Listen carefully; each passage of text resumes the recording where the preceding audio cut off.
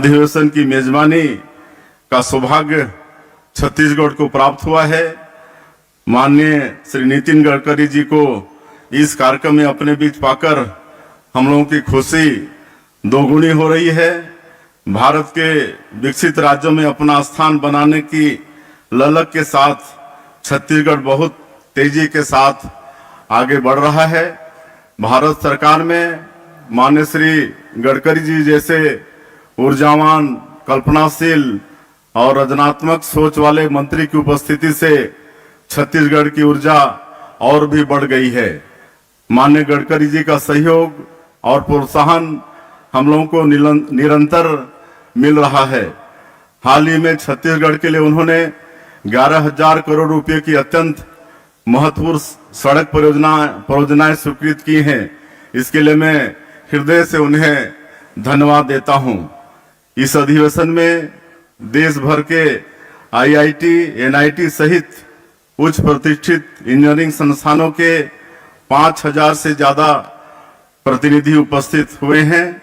साथ ही Sri Lanka, Bangladesh, Australia, Indonesia, Singapore के निर्माण विशेषज्ञ, इंजीनियर और वैज्ञानिक भी इस अधिवेशन में शामिल हो रहे हैं। मैं आप सभी को भारत की इस बेहद खूबसूरत प्रदेश छत्तीसगढ़ की संभावनाओं और क्षमताओं के बारे में बताना चाहता हूं कि आज आप लोगों की यहां उपस्थिति विशेष रूप से छत्तीसगढ़ के लिए क्यों महत्वपूर्ण है। आप लोगों को यहां पाकर हम लोगों की मनमांगी मुराद पूरी हो गई है। इसके लिए मैं इंडियन रोड कांग्रेस का आभार व्यक्त करता हूं। छत्तीसगढ़ भारत का 9वां बड़ा राज्य है। इसका क्षेत्रफल भारत के क्षेत्रफल का 4.01% है। यहाँ का 44% भूभाग वनों से आच्छादित है। राज्य के 3 करोड़ लोगों में 32% लोग आदिवासी हैं। इस तरह यह राज्य प्राकृतिक और सांस्कृतिक रूप से बहुत सुंदर राज्य है। 1 नवंबर को हम लोगों ने राज्य स्थापना का 24वां वर्ष पूरा किया है और अब रजत जयंती वर्ष में प्रवेश कर चुके हैं। यशस्वी प्रधानमंत्री श्री नरेंद्र मोदी जी ने वर्ष 2047 तक विकसित भारत के निर्माण का लक्ष्य रखा है। इसके अनुरूप छत्तीसगढ़ राज्य विकसित छत्तीसगढ़ के निर्माण के संकल्प के साथ आगे बढ़ रहा है। छत्तीसगढ़ ने अपना विजन डॉक्यूमेंट तैयार कर लिया है। इसके मुताबिक हम बहुत रणनीतिक और सुव्यवस्थित तरीके से अपने लक्ष्यों की ओर बढ़ रहे हैं।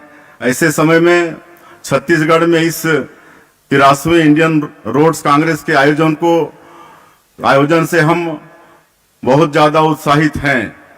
वर्ष 2028 तक हमने छत्तीसगढ़ के जीएसडीपी को दोगुना करते हुए 10 लाख करोड़ रुपए करने का निश्चय किया है।